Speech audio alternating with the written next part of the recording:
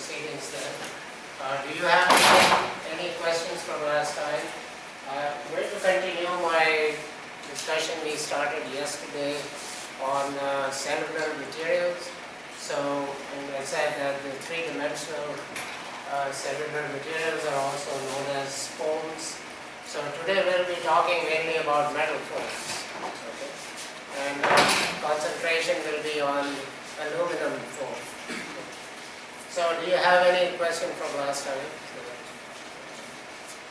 So feel free to raise your hand and ask while I am in the middle. You don't have to wait till the last 1 hour. Okay. So I will talk about isolated response of aluminum foam, as I said, but the only difference is this foam is also reinforced with nano material, which is mainly carbon nanotubes. Okay. So I will talk about a few things and give you the experimental method. What I will do today is mainly experimental in nature, and so as I said, we'll talk about nanotube reinforced aluminum foam and how it behaves under dynamic compression. And that dynamic compression will be obtained by using the Hopkinson bar, and we talked about how to construct and what does a Hopkinson bar do. Okay. So we'll also talk about the dynamic compression of this nanotube reinforced foam, but under high temperature. So if you also start heating it, and we heated that to quite a high temperature, so I'll talk about that. Then we'll also talk about the effect of relative density on the behavior of this foam. So as I said yesterday when we were talking about the aluminum foam, the cellular materials, that their mechanical properties and their physical properties are very much dependent on the relative density, okay, which is kind of related to the pore size and the nature of the cellular material. Okay. So relative density is really an important factor. And then before I finish, I'll talk about the deformation mechanisms. So quantitatively what we see is the mode of deformation in this foam that will be subjected to compression. Okay. Now these deformation mechanisms we'll be looking at under static loading, not under dynamic loading. Because if you can do dynamic loading also, but then you need a very high-speed imaging system with it to be able to look at that under dynamic loads. So a few things you might see which are repeated from yesterday, but that's okay. So the cellular materials kind of first started use in 1925. So it's been almost 1 century that people have known about it and using it. Metal foams, as we are talking about now, and honeycombs were the first ones to be used.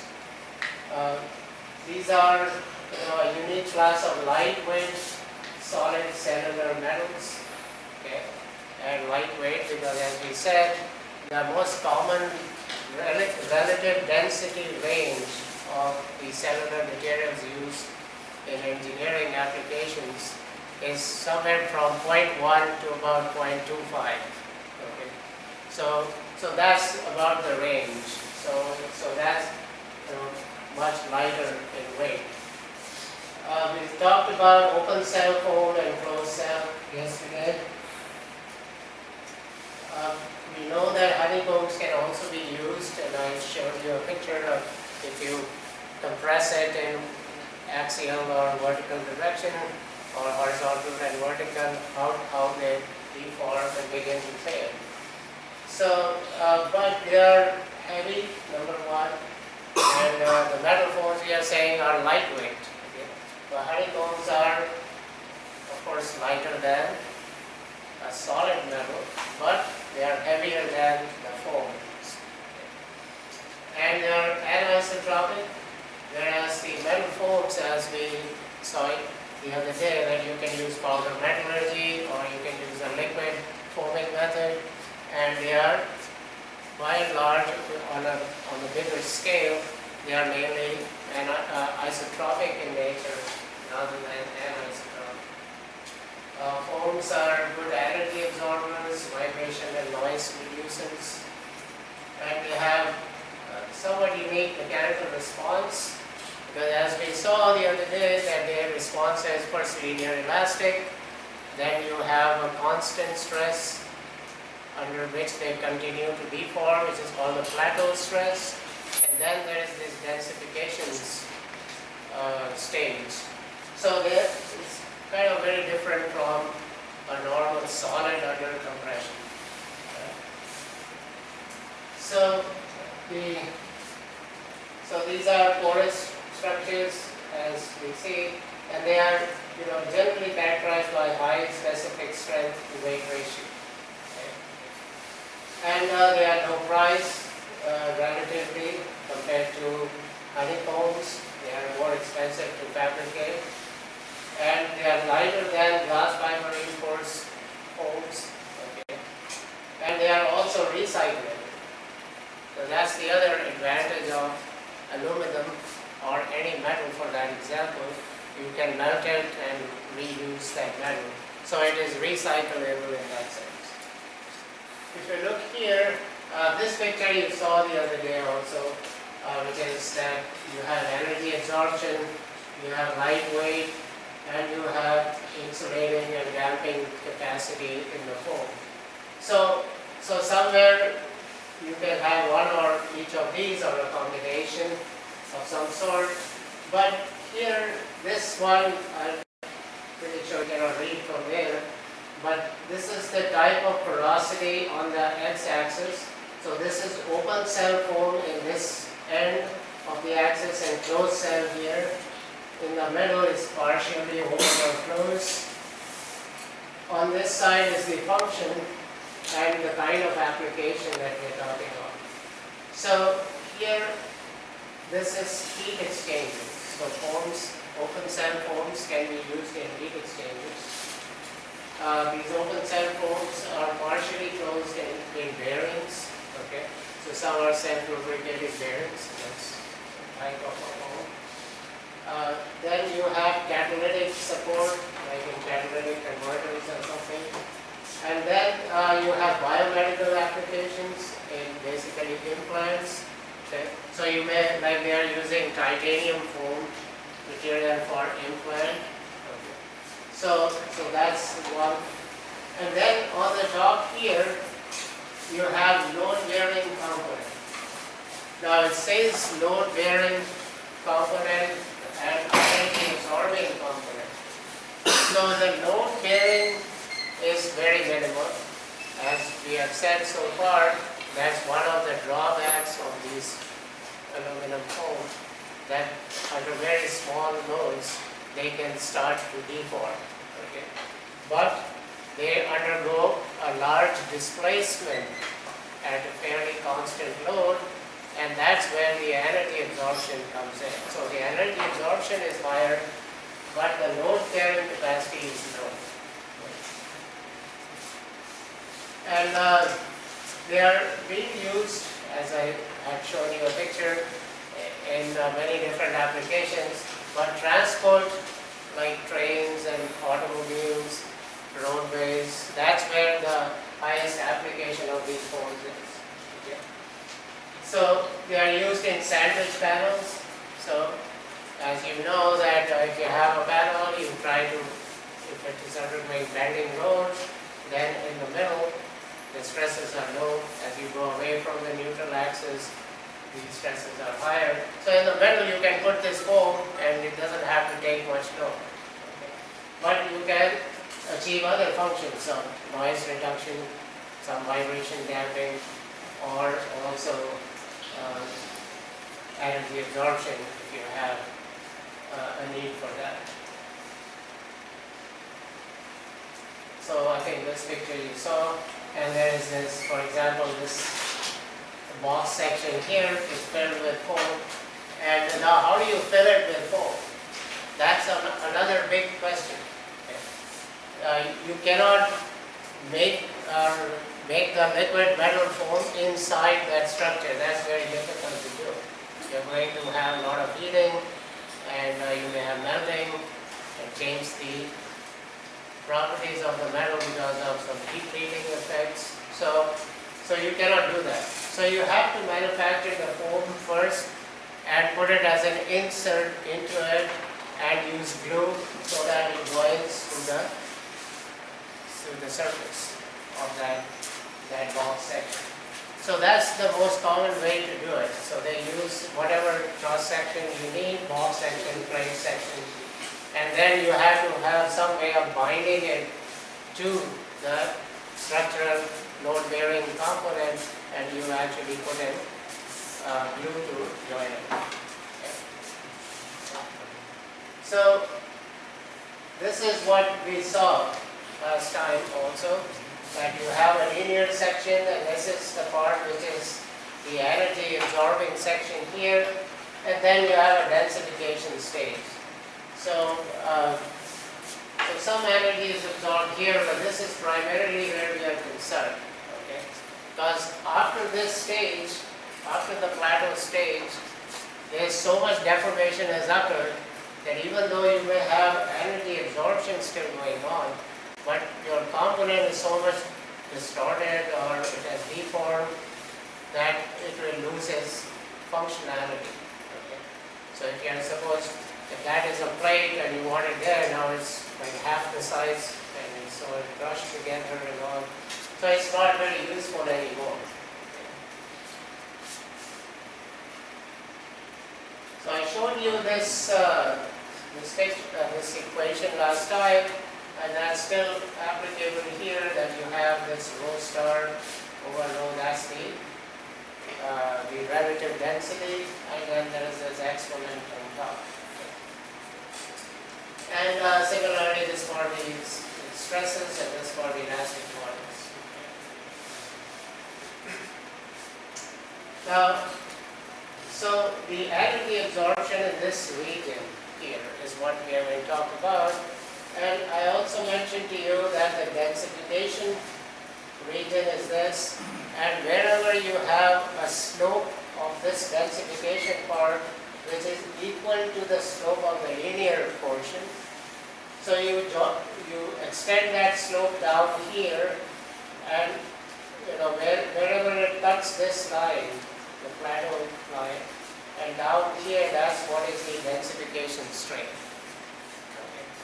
So we generally try to compare materials or different types of foams in this region up to the start of densification, somewhere close to that, and this portion is what is considered for energy absorption. We do not consider this part here. And it's simply given by the area under this curve, or you can just write in the generic form. This is the strain is varying from 0 to epsilon d, which is the densification strain.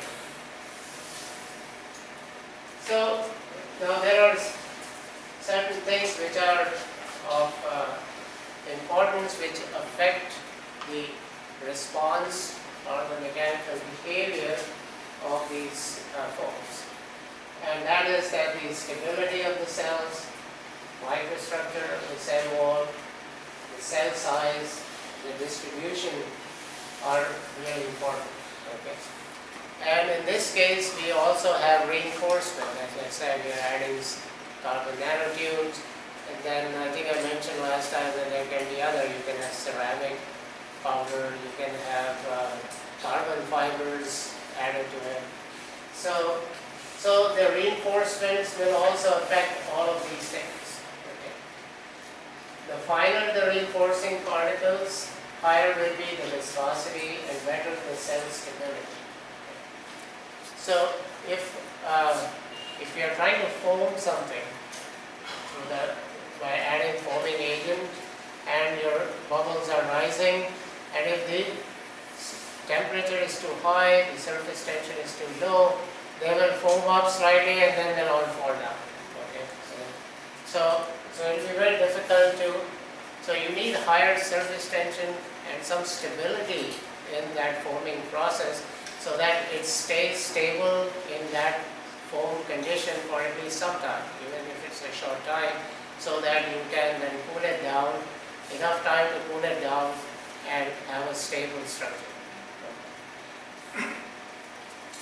So, and then addition of small weights of nanoparticles, whiskers or tubes of high strength thermally stable materials increases the viscosity and helps reduce foam drainage and improving stability of the cells. So that drainage is what I was talking about. If the surface tension is very low and at very high temperatures, then the foam just drains the metal which is forming and forming cell walls. It just drains out and falls down. So, so that's something to keep in mind. Then these are some. So fly ash here is one type of reinforcing particles that people use. And fly ash is a waste material from power plants, the coal-fired power plants. So that fly ash is a big problem for the power plant, how to get rid of it because they generate so much. So if that can be used in any way, that's very helpful. So there are some people at the Bhopal, that Advanced Materials Lab, Dr. Wendell and some others, they were looking into how we can use fly ash. Okay. So what you see is that as you keep adding fly ash or if you have higher and higher relative density in this foam, you will see that the plateau stress keeps going up. So it went from 1.2 megapascal to about 0.08 relative density. It went to about over 3 megapascals when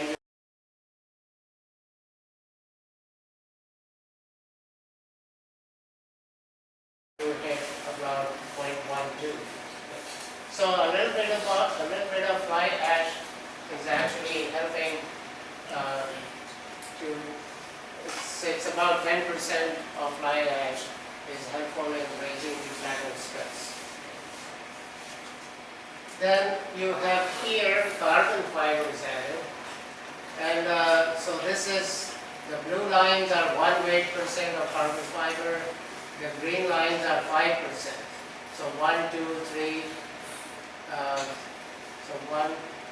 So these are both 1%, but different density, and this is both 5% carbon fibers. Okay. So you will see that there is some improvement in the plateau stress region, okay, and also some improvement in the peak stress, which is here at the maximum stress here. Then when you subject these to different strain rates, then this is just kind of quasi-static loading. This one is at different strain rates. So this is the lowest strain rate here. This is about 10 to the minus 1. This is 3. And then this is 4,000 here. The highest, this purple line on top is 4,000%. So you will see a very similar trend as we talked about earlier. But here you see there is a sudden drop. Okay. There is a sudden drop, which you don't see here. It kind of flattens out or is slightly going upwards under static conditions. So under dynamic loading conditions, the buckling phenomena or some low strength plane or some cells, they begin to fail and buckle and fail much more quickly, and then there is the sudden drop. That's why you see that. Before it becomes a little more stable here, and ultimately then you'll achieve densification. Now here you don't see that densification region because you only are achieving about 0.25% strain. Okay, a strain of only about 0.25. Why is that? Because you have a striker bar. That striker bar is of a certain length. maybe 12 inches, maybe 18 inches, that's about all. And so that length, we said that then there is a very finite duration of the loading pulse. The loading pulse, how long is the loading pulse? When the striker bar comes and hits it, the incident bar, the wave travels back in the striker bar and then reflects back. When it comes back here, whatever time it took, that's your loading pulse. So in that short loading time, you do not achieve densification. You have not reached the densification stage. This happens a lot. So in Hopkinson bar experiments, you will not very often see densification, okay, which you see in static case. Because static you can have a lot of time and you can keep pressing and keep compressing.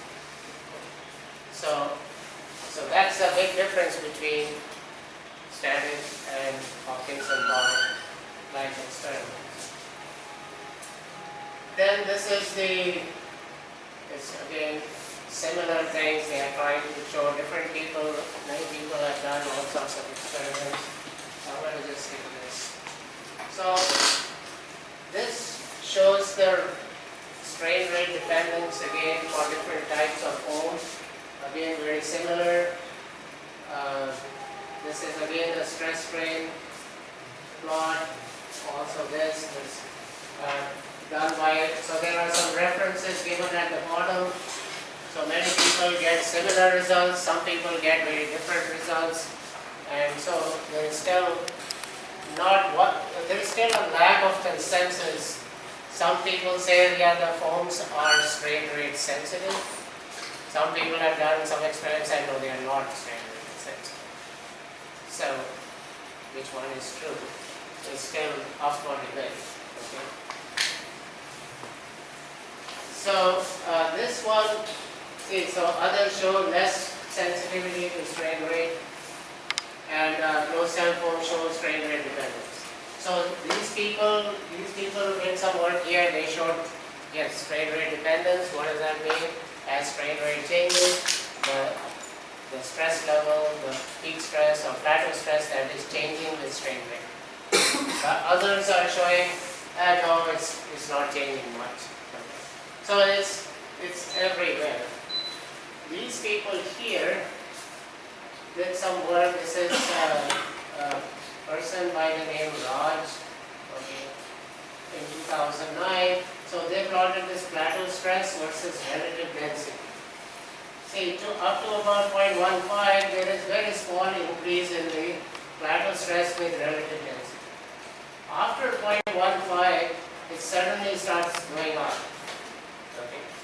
The plateau stress starts to increase much more rapidly. So, and there are others who have also found that about close to 0.15 relative densities, something happens, and above that, there is much more strain rate dependence than below that. Okay. So what is the difference? So below 0.15 relative density, you have larger pores. Okay.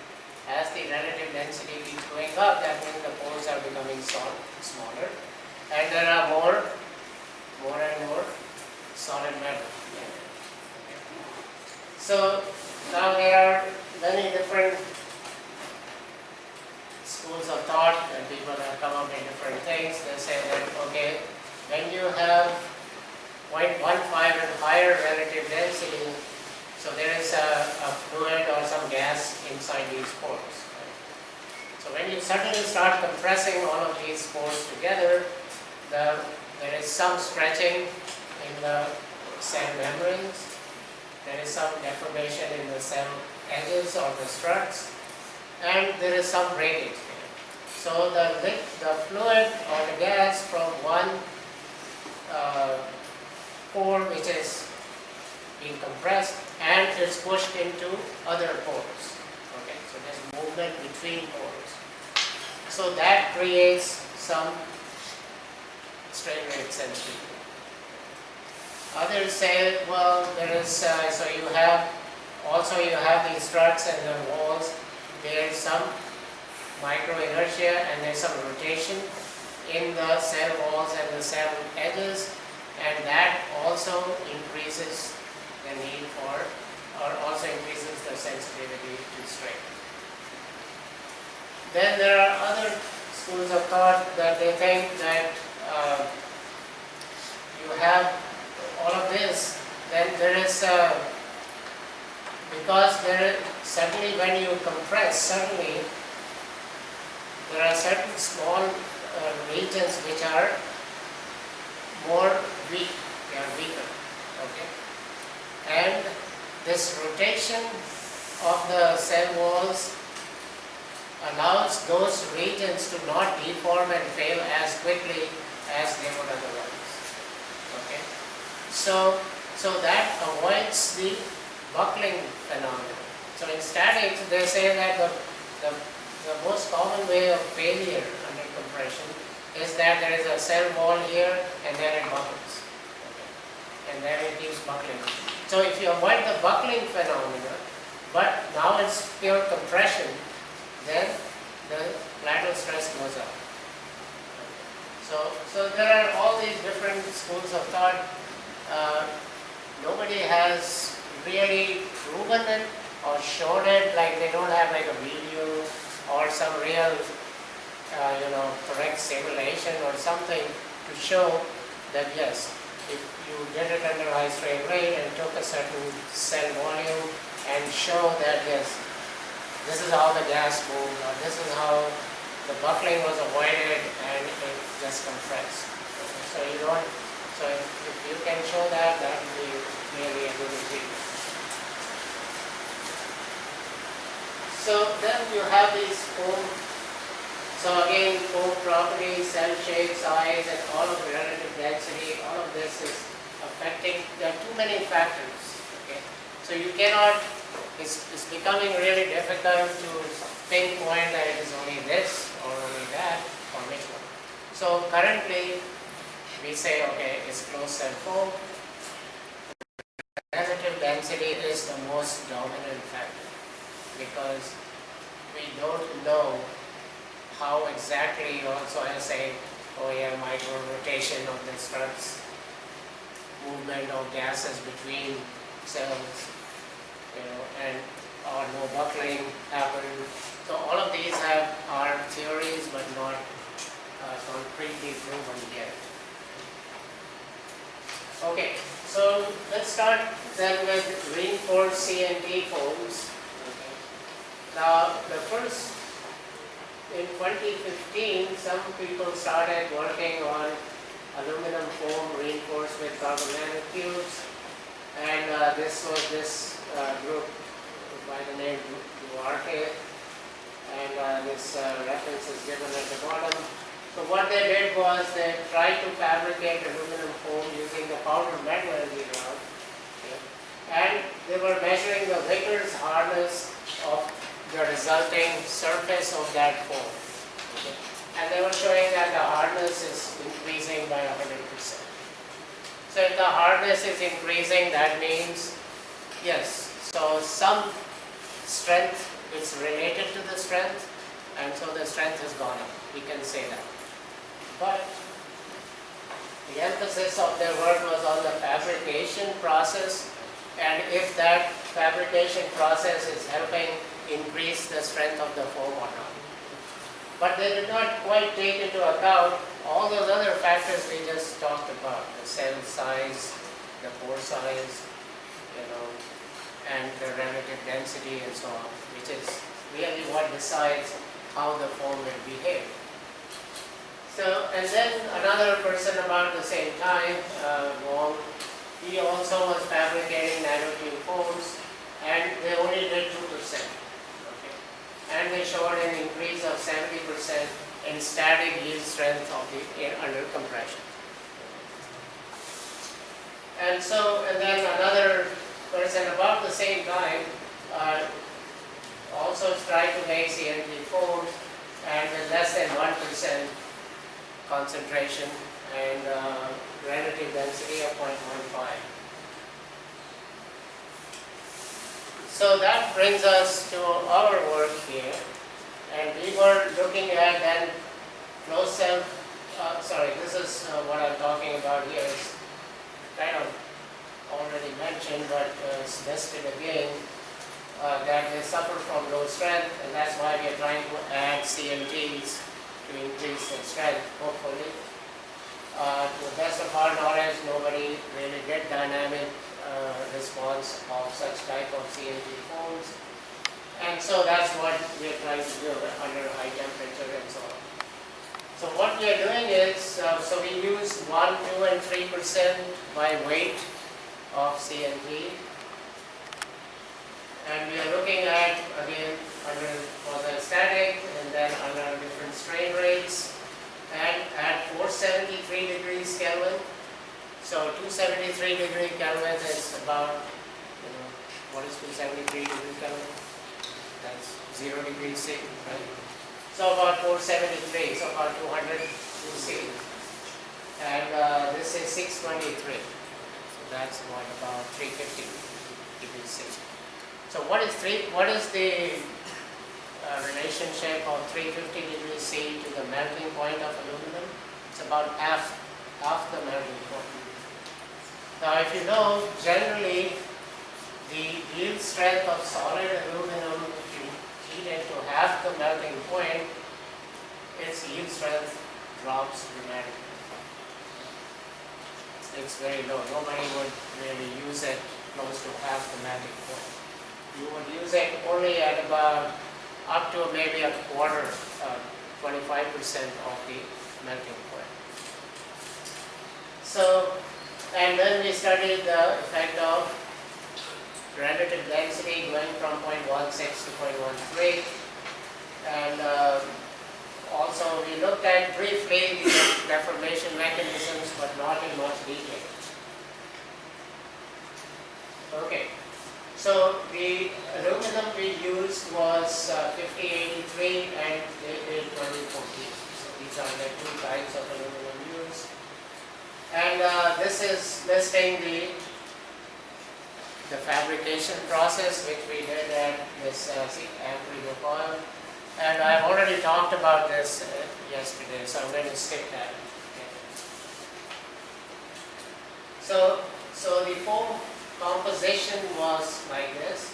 The monolithic means no 0% CNT, 10% silicon carbide, and I talked about yesterday why we use it to improve the stability of the foam by increasing the viscosity of melted aluminum. And then reinforced, so when we have 1% and we bring this down by 1%, when we reach 3%, this is 7%. So we are keeping it constant at 10%. And for the 2014 aluminum series, we had 2% and 8%.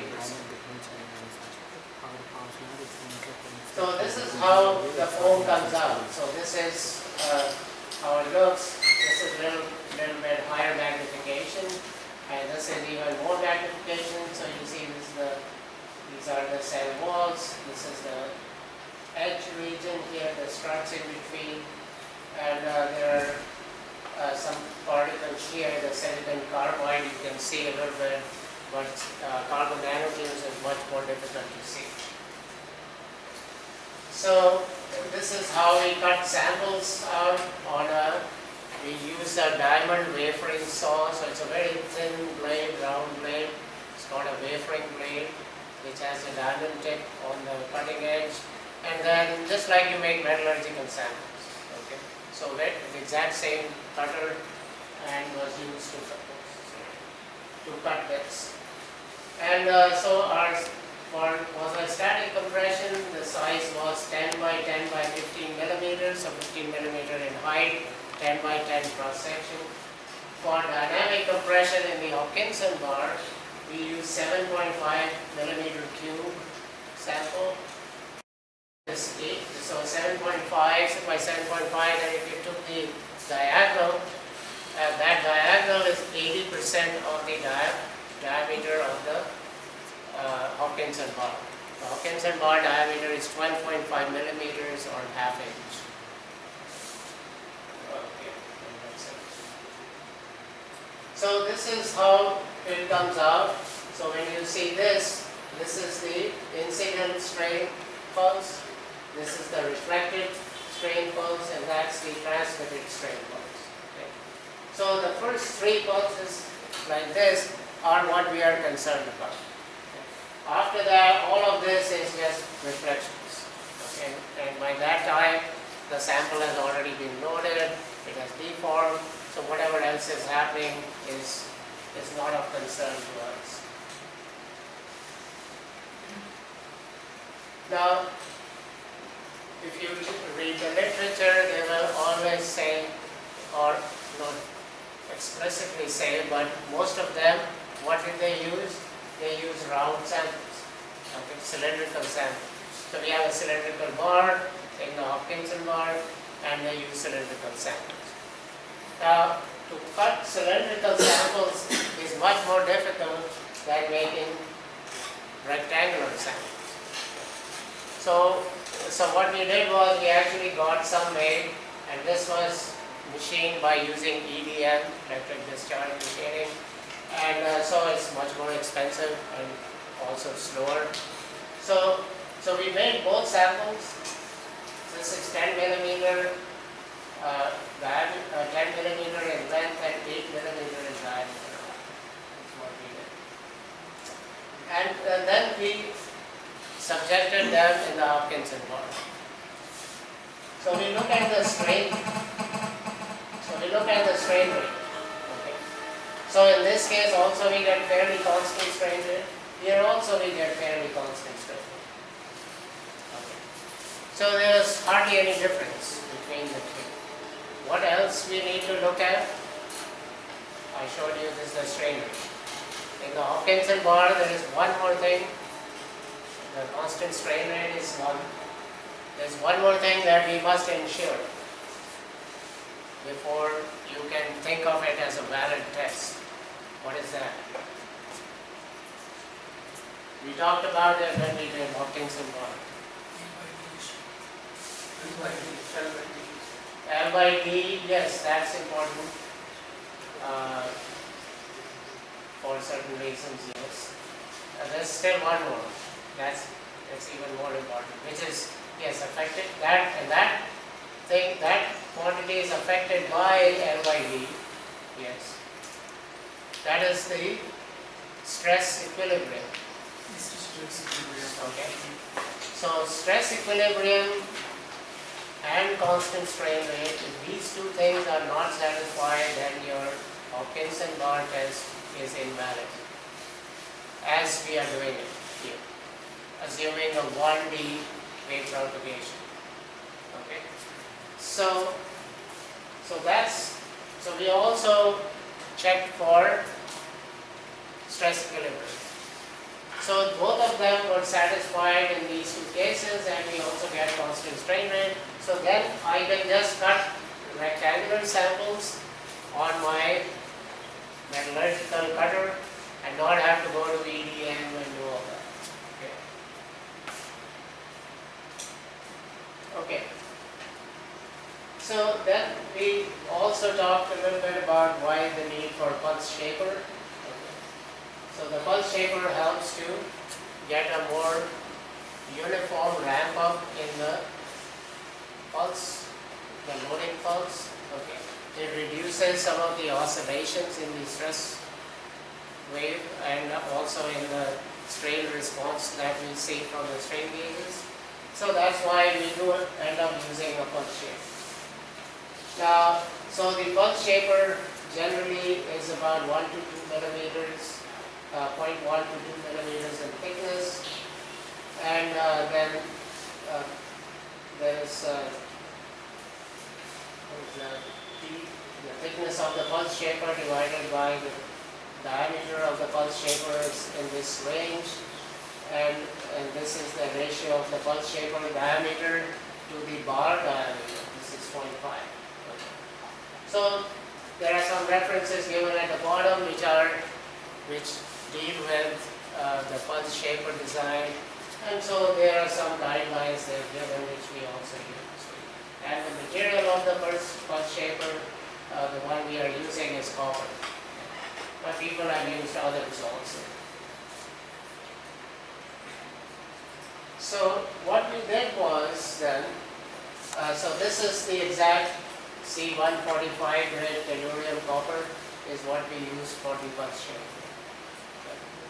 And it can undergo plastic deformation under very large strain and doesn't break into pieces or doesn't fracture. So we use these configurations. One is no pulse shaper, just did the experiment, Hawkins and Gore without it. With this type of pulse shaper, with a hole in the pulse shaper, and then with 5 holes in the pulse shaper. Now, the reason we are going to 5 holes like this, so now the pulse shaper has a structure which is similar to the foam. So our foam, also we found that the average pore size is 1.5 millimeters. Okay. And so we made here holes of about 1 to 1.25 millimeter holes. So it's approaching that. Again, we have no sound basis. I don't have a theory or a mathematical formulation for that. But we just say, okay, if we just intuitively think that if my pulse shaper is of similar microstructure as what does it do? That's all. So this is what came out of it. So this is, we are looking at stress equilibrium. So with no pulse shaper, so what do I look at in the stress equilibrium? See, this on the top is epsilon I plus epsilon R, incident and reflected strain. And this red line is epsilon T, the transmitted strain. So you see here that the black graph is always above the red one. So it's not matching up, right? So there is a lack of stress equilibrium. With the pulse shaper, a little bit here it's matching, but most of it is still above the red line. When I come to one hole, you see now there are a few more areas where it is getting closer to the red line. With 5 holes in it, see what happened. It's almost on top, right? So I'm getting a better stress equilibrium. But I don't have a formulation for you that you can design that, okay, only, so if you use 1 millimeter holes, I don't know, maybe 0.5 millimeters might be better. And so we have no design criteria for that. Okay, it's just intuitively we thought maybe that would help. So if you have a pulse shaper which is of similar structure as the material of the sample. And we also played around with different L by D ratios. So we started with L by D equal to 1, 1.25, 0.75. So we did all of those 3 also. Again, they are all trial experiments. So this is the effect on the strain rate. So even with no pulse shaper, we are still getting fairly constant strain rate, but you see there is a lot more pulse oscillation. With the pulse shaper, we are getting smaller oscillations. With one hole, also almost the same number of oscillations as with no hole. But with all these holes in it, we are getting much smaller pulses, right? The oscillations have died down quite a bit, but it took a little longer to achieve steady state. See here that it's not quite, it's still ramping up to that constant line. So it's lagging. Here it's achieving that. Here it's achieving it much more quickly. But here it's taking slightly longer to achieve the constant strain. Oh, here, yes. Okay, so I have that. So this is what we did for different L by D ratios. And so you can see that for L by D equal to 1, it's a better match between the epsilon I plus epsilon R is much more closely equal to epsilon T, whereas 0.75 is not bad, it's okay, but 1.5 is really off. So you can certainly reject this one. So the exact value is somewhere between 0.75 and 1.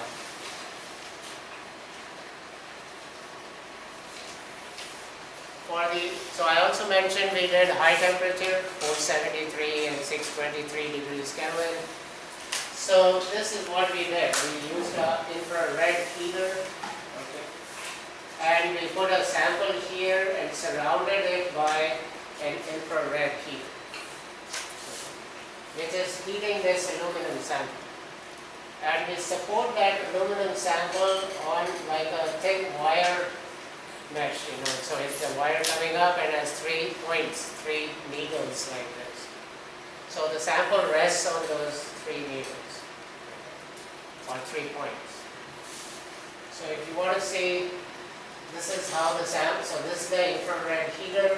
It's about a ½ inch thick in this dimension, and there is infrared heating coils inside, and it's so it's really getting hot here, and it's supported at the bottom.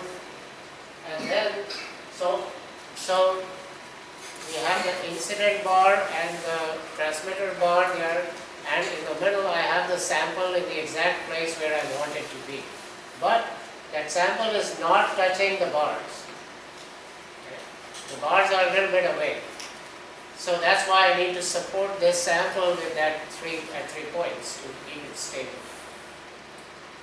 I start the infrared heater once, and so initially we did we put a thermocouple inside the sample to see how long it takes to get to 273, 473 and 623. And then we also used an IR camera to see, just another way of checking that. Then we got some idea as to how long it takes for it to heat to that temperature. Then we took the thermocouple out, we heat this, and once it got to about 473, we let it go up by about 20 degrees. Okay. So 20 degrees higher than 473. Then we brought the 2 bars in, so it touches the sample, and then we take the support from the bottom, we take it off. So this process of putting the bars in and removing this and keeping the infrared heater still on, okay, takes maybe 30 seconds. Okay. And then we quickly switch off so there's one person ready to fire the gas gun, and then one person takes the infrared heater and removes it from the top. Okay. And then right at that instant we fire the gun. We want to keep it there because this infrared heater is made out of glass, and if there is flying debris from this, we actually broke one infrared heater. It costs a few $100 for that. So it's a little bit of we need 2 people to do that experiment, and that's how it was all done, and we achieved those temperatures. Again, we are trying to check the stress equilibrium at the constant strain rate, at a high temperature. Okay. So I keep telling you that these are 2 things you must always check. Okay. Alright, then now we are confident that yes, we have the right strain rate, constant strain rate, we have stress equilibrium, we have the right L by D ratio, and all of that good stuff. One more thing I forgot to mention. So when we put the sample between the 2 bars, we use a little bit of grease. So we put very thin, just rub on the edge of the bar. So this is the bar, I just rub it here. Okay. Don't put too much, don't just put a lot here. Just take it a little and just rub it. Okay. And this is, I think it's you can use either graphite powder. For the high temperature, we use that. For the low temperature, we were using, I'll tell you everything. I'm forgetting right now. There's a long name for it. So this is how the quasi-static response looks like for 0% CNT, 2%, 1% and 3%. So what do you notice here?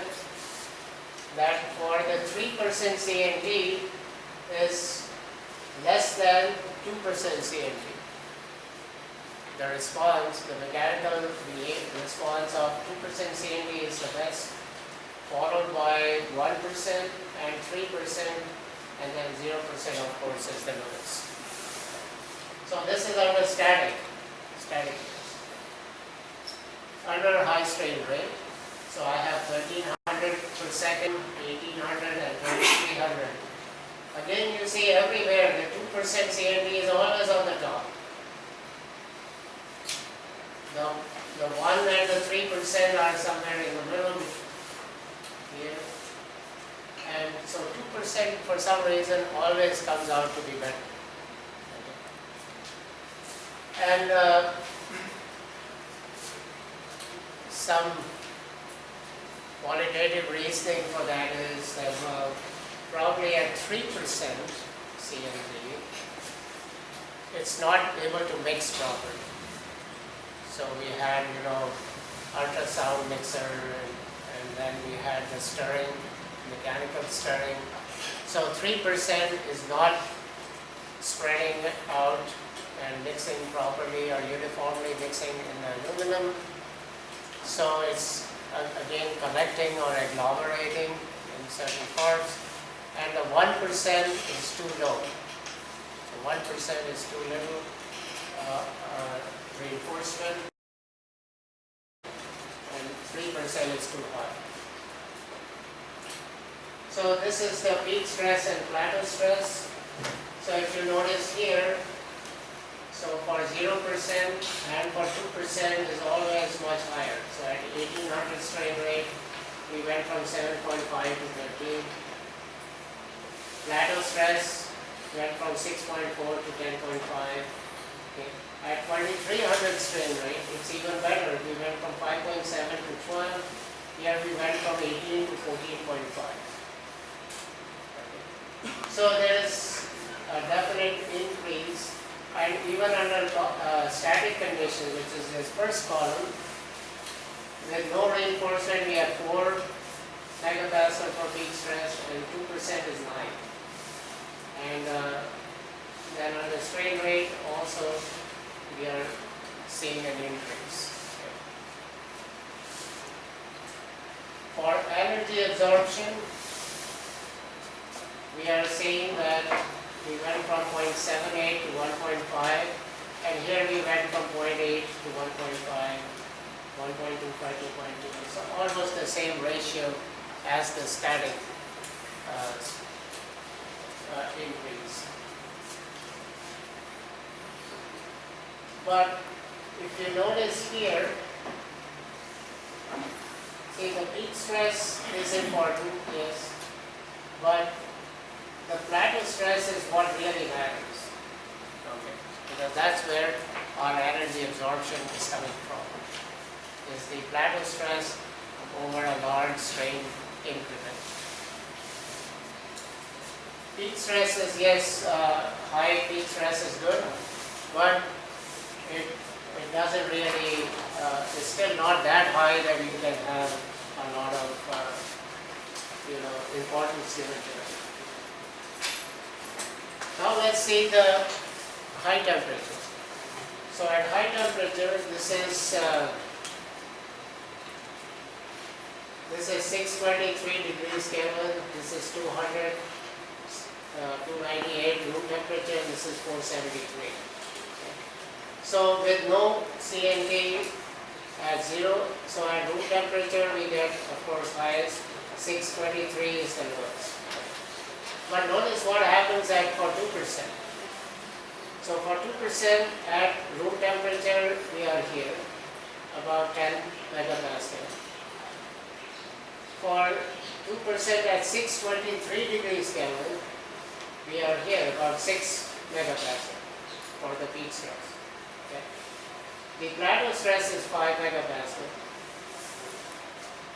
But without any reinforcement at 623, the peak is about 2.5, megapascal, and the plateau stress is constantly dropping, or maybe let's say 2 megapascal.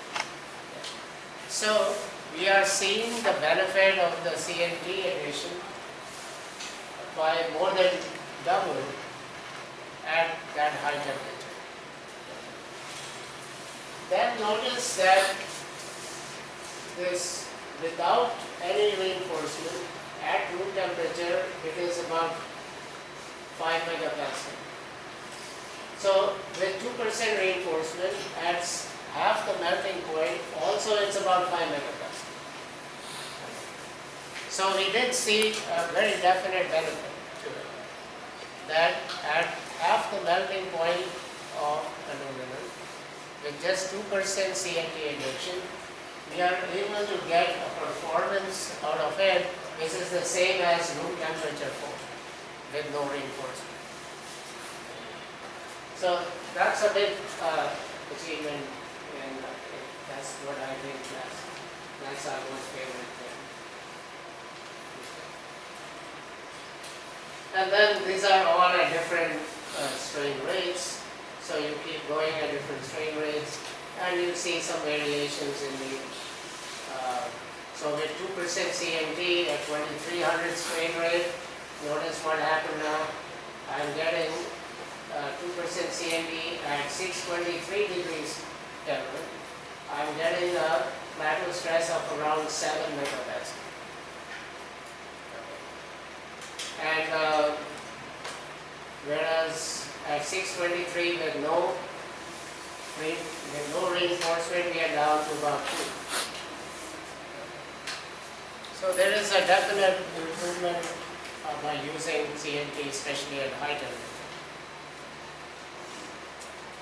This gives you also the energy absorption. So the energy absorption, of course, is dropping down. It's less than at room temperature. So what you see here, for example, let's take a metal 1800 strain rate. So for 0% CNT, we went from 1.5 to 0.6 at 623 degrees Kelvin. Whereas for 2%, we went from 2.8 down to 1.8. So we are still able to maintain slightly better energy absorption compared to no reinforcement. This is just a replotting of some of the results. So you can look at those. Let's quickly look at the effect of relative density. So these are relative density of 0.15, this is 0.3, and this is 0.26. So you can see the number of smaller pores is increasing compared to the low density pore. So under quasi-static loading, we see that this is stress versus strain. Of course, the 0.3, the highest relative density, gives you the best mechanical response. The lowest density gives you the lowest, which was to be expected.